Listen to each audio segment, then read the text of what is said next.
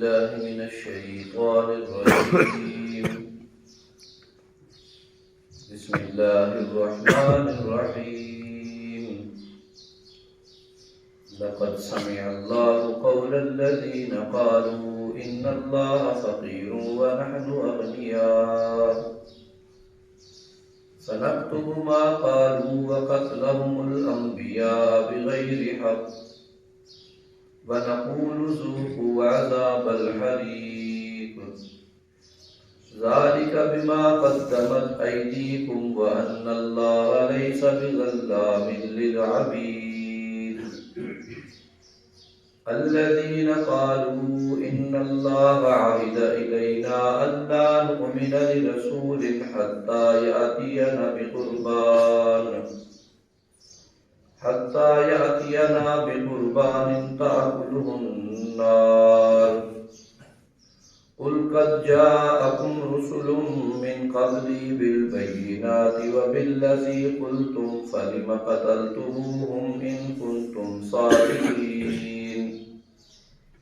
فإن كذبوك فقد كذب رسل من قبل فجاءوا بالبينات والزبر والكتاب المنير. صدق الله العظيم. بسم اللہ الرحمن الرحیم. آل عمران آیت نمبر 181، 82، 83 اور 84. 4 آیتیں آج ہم نے تلاوت کی ہیں. نبی علیہ السلام نے ایک مرتبہ سیدنا ابوبکر صدیق رضی اللہ تعالیٰ عنہ کو تبلیغ کی غرض سے یہودی عالم کے پاس بھیجا. فخار بن عازب اس کا نام تھا. وہ اپنے مکتب میں تعلیم دے رہا تھا اپنے بچوں کو یا اپنے یہودی مذہب کے لوگوں کو. حضرت ابوبکر صدیق رضی اللہ تعالیٰ عنہ نے، ایک روایت میں ہے کہ رسول اللہ صلی اللہ علیہ وسلم کا تحریر شدہ خط تھا، اور کچھ مفسرین لکھتے ہیں کہ آپ نے جا کر یہ ارشاد فرمایا. سلام دعا کے بعد اس نے پوچھا کیسے آئے، تو آپ نے فرمایا میں دین کی تبلیغ کے لیے آپ کے ہاں آیا ہوں اور اللہ کے رسول نے آپ کے ہاں میری تشکیل فرمائی ہے. کیا کہنا چاہتے ہیں آپ؟ تو سیدنا صدیق اکبر رضی اللہ تعالیٰ عنہ نے فرمایا آمنوا باللہ وبرسولہ الذین یجدونہ مکتوبا عندہم فی التوراۃ والانجیل. وہ اس وقت تورات پڑھا رہا تھا کہ مجھے اللہ کے نبی نے بھیجا ہے. وہ فرماتے ہیں اللہ پر بھی ایمان لاؤ اور رسول پر ایمان لاؤ جس رسول کا تذکرہ تمہاری کتابوں تورات و انجیل میں موجود ہے. پھر فرمایا وَأَقِیمُوا الصَّلَاةَ وَآتُوا الزَّکَاةَ وَأَقْرِضُوا اللَّهَ قَرْضًا حَسَنًا. اعمال کے لحاظ سے نماز پڑھو، زکوٰۃ ادا کرو اور اللہ تعالیٰ کو قرض حسنہ بھی دو. فَيُضَاعِفَ لَهُ أَضْعَافًا كَثِيرًا. اللہ تمہیں دگنا در دگنا کر کے لوٹا دے گا. جب آپ نے یہ باتیں ارشاد فرمائی تو وہ تنزن کہنے لگا ان اللہ فقیر ونحن اغنیاء.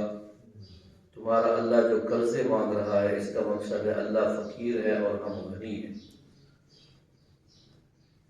پھر سود پر جب آپ نے فرمایا کہ اللہ تعالیٰ نے جو چیزیں حلال کی ان کو کھاؤ اور پھر اللہ کی راہ پہ صحیح خرچ کرو اور اللہ اس کے بدلے دگنا در دگنا دے گا.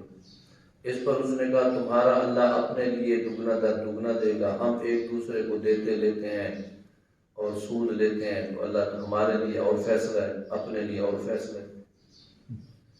لہذا ہم نہ تمہارے حلال کو حلال مانتے ہیں نہ تمہارے حرام کو حرام مانتے ہیں. ہم اپنی ترتیب سے چل رہے ہیں اور چلتے رہیں گے. اتنی بات تو اس نے کہہ دی. اگر جب اس نے کہا کہ تمہارا رب غریب ہے، فقیر ہے تو قرضے مانگ رہے ہیں، ہم غنی ہیں. جب اس نے اللہ رب العزت کی شان میں یہ گستاخی کی تو حضرت ابوبکر صدیق رضی اللہ تعالیٰ عنہ نے ایک تفسیر میں آتا ہے کہ تھپڑ مار دیا. اس نے کہا کہ اگر ہمارے اور تمہارے درمیان جنگ بندی کا معاہدہ نہ ہوتا تو میں تمہیں قتل کر دیتا ہوں۔ یہاں دیکھیں کہ موحد آدمی کو اللہ کتنی جرأت دیتا ہے۔ جو آدمی اللہ کے ساتھ اپنی محبت اور عقیدت سچے طریقے سے بھرے اور رسول اللہ صلی اللہ علیہ وسلم کی غلامی اس کے ذہن میں کوٹ کوٹ کے بھری ہو، اتباع اور اطاعت، اس میں اس کا کانفیڈنس کتنا ہوتا ہے، اس میں بھروسہ کتنا ہوتا ہے۔ انہوں نے وہاں اسے اس کے مکتب میں جب وہ پڑھا رہا تھا تھپڑ رہا تھا، اس یہودی نے حضرت ابو بکر صدیق رضی اللہ تعالیٰ عنہ کو یہ کہہ کر کہ تو نمائندہ ہے، سفیر ہے، اور تمہارے ہمارے درمیان جنگ بندی کا معاہدہ ہے، میں تجھے قتل تو نہیں کرتا۔ نبی علیہ السلام کو یہ شکایت بھیج دی کہ دیکھیں جی، یہ تو تمہارے عقیدت مندوں میں اور تمہارے پیروکاروں میں اور تمہارے ماننے والوں میں وہ شخصیت ہے جو انتہائی سنجیدہ ہے، کیسے ہیں یہ لوگ میرے گھر آ کے میرے مکتب میں میرے پیروکاروں یا میرے چاہنے والوں یا میرے شاگردوں کے سامنے مجھے یہ بات، اس نے تھپڑ مار دیا۔ حضرت ابو بکر رضی اللہ تعالیٰ عنہ نبی علیہ السلام کی خدمت میں حاضر ہوئے تو آپ نے پوچھا، ابو بکر ایسا ہوا کوئی؟ وہ تو صدیق تھے۔ انہوں نے فرمایا بالکل ہوا، بالکل ہوا، اور اللہ کے نبی وہ اگر یہ کہتا ہے کہ میں نے آپ کے سفیر ہونے کی وجہ سے انہیں کچھ نہیں کہا اور جنگی معاہدے کی وجہ سے کچھ نہیں کہا، تو اس نے بھی جو گستاخی کی ہے میں نے بھی اسی لیے کہ مجھے آپ نے بھیجا ہے اور پھر ہمارا معاہدہ ہے، ورنہ حق یہ تھا کہ میں اس کی گردن اڑا دیتا، میں اس کو قتل کر دیتا۔ اب حضرت ابو بکر صدیق رضی اللہ تعالیٰ عنہ فرمانے لگے، جی اس نے اللہ کے متعلق یہ بدزبانی کی ہے، گستاخی کی ہے، اور وہ انکار کرے نہیں جی نہیں ایسی کوئی بات نہیں ہوئی، اللہ کو کون نہیں مانتا، اللہ تو زمین و آسمان کا مالک ہے، اللہ پر ہم سب کا ایمان ہے۔ وہ مکرنے لگا۔ اب حضرت صدیق اکبر رضی اللہ تعالیٰ عنہ کے پاس گواہ نہیں تھے تو سارے اسی کے ماننے والے اور اسی سے متعلقین بیٹھے تھے اس محفل وجمے میں۔ اب بھی اگر ناجائز تھپڑ ہے اور اس نے یہ گستاخی بھی نہیں کی تو پھر تو قصاص ہوگا، اور اگر جائز تھپڑ ہے تو پھر گواہ ہونے چاہیے، گواہ وہاں نہیں ہے۔ لوگ کہتے ہیں کہ صحابہ صحابہ صحابہ، ایسے نہیں ہم کہتے صحابہ ہمارا ایمان ہے۔ جب گواہی کی باری آئی تو قرآن کی یہ آیت نازل ہوئی، لَقَدْ سَمِعَ اللَّهُ قَوْلَ الَّذِينَ قَالُوا، اے نبی یہ اب مکر رہے ہیں تو مکرنے دو، اللہ نے سنی ہے یہ بات۔ الَّذِينَ قَالُوا، ان لوگوں نے کہا، إِنَّ اللَّهَ فَقِيرٌ وَنَحْنُ أَغْنِيَاءُ، اللہ فقیر ہے اور ہم غنی ہیں۔ اگر ابو بکر کی بات ہو رضی اللہ تعالیٰ عنہ کی بات پر ان میں سے کوئی گواہی نہیں دیتا تو میں اللہ گواہ ہوں، میں نے خود ان کا یہ جملہ سنا۔ جب یہ گواہی آ گئی تو سبحان اللہ تو کہا۔ حضرت ابو بکر صدیق رضی اللہ تعالیٰ عنہ خوشی میں کہ میرے اللہ نے میری تائید میں گواہی دے دی۔ صدیقہ کی باری ہو تو اللہ کا قرآن گواہی دے، صدیق کی باری ہو تو بھی اللہ کا قرآن گواہی دے۔ اللہ نے یہ شان عطا فرمائی۔ یہود وقتاً فوقتاً گستاخیاں کرتے رہتے تھے، صرف نبی آخر الزمان جناب رسول اللہ صلی اللہ علیہ وسلم کے ساتھ نہیں، باقی انبیاء کے ساتھ بھی یہ بےہودگیاں کرتے تھے۔ خود حضرت موسیٰ علیہ السلام سے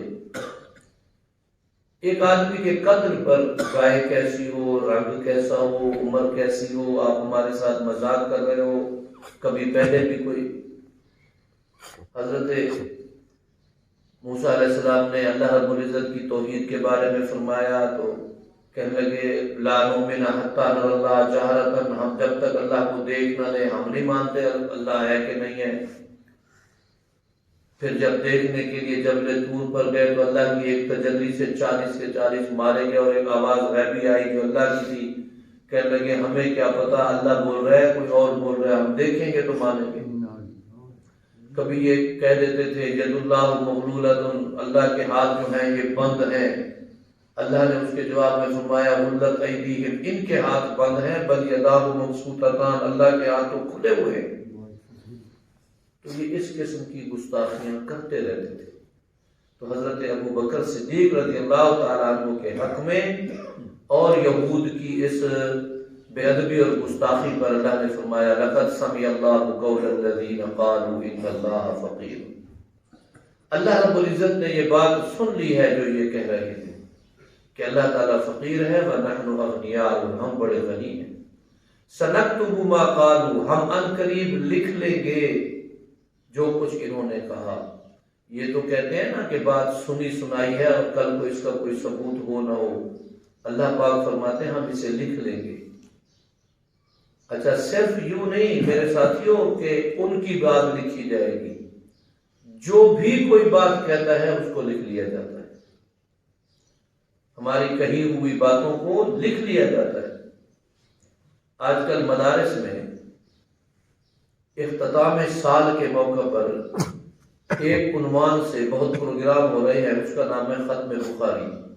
بخاری شریف ایک کتاب ہے، اس کی آخری حدیث پاک پڑھی جاتی ہے، اس کی تکمیل پر خوشی ہوتی ہے، طلباء کو دستار بندی کرائی جاتی ہے، لوگ اکٹھے ہوتے ہیں۔ تو اس آخری حدیث پر جو بات امام بخاری رحمۃ اللہ علیہ نے باندھا ہے وہ یہی ہے کہ تمہاری باتوں کو لکھا جائے گا اور وزن کیا جائے گا۔ ہم کبھی کبھی یہ باتیں کہہ دیتے ہیں اور سمجھتے ہیں یار یہ مذاق ہی تو کی تھی تو ہم کا ناراض ہو گیا، وہ یار اتنے دو لفظوں سے اتنی تو بات تھی، اس میں کون سا۔ تو اللہ تعالیٰ فرما رہے ہیں سنکتب ما قالوا، جو کچھ یہ کہہ رہے ہیں ہم اسے لکھ لیں گے۔ یہ بھی لکھ لیں گے وَقَتْلَهُمُ الْأَنْبِيَاءَ بِغَيْرِ حَقٍّ، انہوں نے ناحق طور پر جو انبیاء کو مسلسل پچھلے زمانوں میں قتل کرتے رہے، شہید کرتے رہے، وہ بھی ہمارے ریکارڈ میں، ہم نے اسے بھی لکھا ہوا ہے۔ یہ نہیں کہ اے پیغمبر آخر الزمان صلی اللہ علیہ وآلہ وسلم یہ آپ کے ساتھ اس طرح کی بے ادبی گستاخی کر رہے ہیں، یہ پہلے بھی انبیاء کی بے ادب جماعت ہے، اور انبیاء کے ساتھ بے ادبی یہاں تک کی کہ انبیاء کو نعوذ باللہ شہید تک کر دیا، شہید تک کر دیا۔ اور پھر فرمایا وَنَقُولُ، اور ہم یہ بھی کہتے ہیں جب ہم یہ ساری باتیں لکھ کے قیامت کے دن ان کے سامنے پیش کریں گے، یہ کہا تھا، یہ کہا تھا، یہ کہا تھا، فلاں نبی کے بارے میں یوں بد عملی کی، یوں گستاخی کی، یوں فلاں بات کی، اللہ کے بارے میں یوں فرمایا، یوں کہا۔ جب یہ ساری باتیں وہ ہوں گی وَنَقُولُ، اب ہم ان تمام ان کے اعمال و اقوال کے بدلے میں ان کو کیا کہیں گے؟ ذُوقُوا عَذَابَ الْحَرِيقِ، اب اس بھڑکنے والی آگ جو ہے، اس جلنے والی آگ کے عذاب کا مزہ چکھو، جاؤ اب اس میں جا کر۔ پھر ان کو یہ عذاب دیا جائے گا اور یہ ان کے کیے بولے کا نتیجہ ہوگا، جو انہوں نے بولا، جو انہوں نے کیا۔ ذَلِكَ بِمَا قَدَّمَتْ أَيْدِيكُمْ، اور انہیں یہ بتا دیا جائے گا یہ جو کچھ ہے تمہارے ساتھ کوئی بے انصافی نہیں، تمہارے اپنے ہاتھوں کی کمائی ہے، جو بو گے وہی کاٹو گے، جو تم نے کیا، جو تم نے کہا، آج وہ تمہارے سامنے ہے۔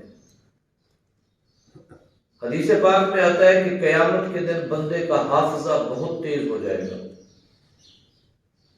اتنا تیز حافظہ ہوگا کہ اسے اپنی 50 سالہ زندگی، 60 سالہ، 70 سالہ، 80 سالہ زندگی میں کوئی بھی کسی مرحلے پر کیا ہوا کام یا کہی ہوئی بات اتنی واضح سامنے نظر آ رہی ہوگی کہ جیسے ابھی کی ہے۔ مجھے اب کوئی سن 80 کی بات مجھ سے پوچھے تو میں کہہ دوں گا ہو سکتا ہے ٹھیک ہے، ہو سکتا ہے غلط ہے، پتہ نہیں آپ کہی ہوگی، ملے ہوں گے۔ کئی مرتبہ ایسے بچھڑے کلاس فیلو مل جاتے ہیں، فون پہ بات کر لیتے ہیں یا بالمشافت، یاد نہیں، بس ملے ہوں گے، ٹھیک ہے آپ کہہ رہے ہیں۔ کئی دفعہ ہماری کہے ہوئے عمل، ہماری نیت نہیں ہوتی کہ بھی ہم اس سے مکریں، لیکن ہمیں یاد ہی نہیں رہتے، ہماری قوت حافظہ میں کہیں ہوتے ہی نہیں وہ۔ یہ تو تب اللہ تعالیٰ قیامت کے روز بندوں کو ایسا حافظہ عطا فرمائیں گے کہ اسے اپنا ہر کام اس وقت یوں نظر آئے گا کہ جیسے ابھی ہی کی بات ہے۔ تو اسی لیے اللہ تعالیٰ فرما رہے ہیں ذَلِكَ بِمَا قَدَّمَتْ أَيْدِيكُمْ، تمہیں جس جلنے والے عذاب میں پھینکا جائے گا تمہارے کیے کا نتیجہ ہوگا اور تم وہاں سے مکر سکو گے نہیں، ہر چیز تمہارے سامنے۔ وَأَنَّ اللَّهَ لَيْسَ بِظَلَّامٍ لِّلْعَبِيدِ، اللہ تعالیٰ اپنے بندوں پر ظلم نہیں کرتے۔ یہ بات ذہن میں رکھیں، اللہ عذاب میں بھی ڈالیں گے تو یہ اللہ کا ظلم نہیں ہوگا، اللہ دہکتی آگ میں بھی ڈالیں یہ ظلم نہیں ہے،